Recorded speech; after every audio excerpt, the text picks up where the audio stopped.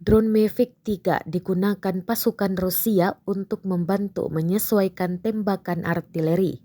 Seperti rekaman yang beredar di Telegram pada Kamis 19 Januari 2023, tampak Mavic 3 Rusia mengintai pergerakan pasukan Ukraina di sekitar bentengnya.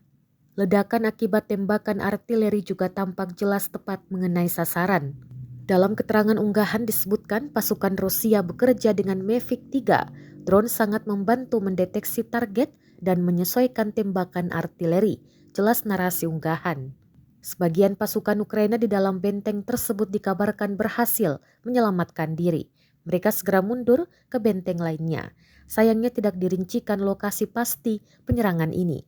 Namun rekamannya telah menuai berbagai komentar dari warganet.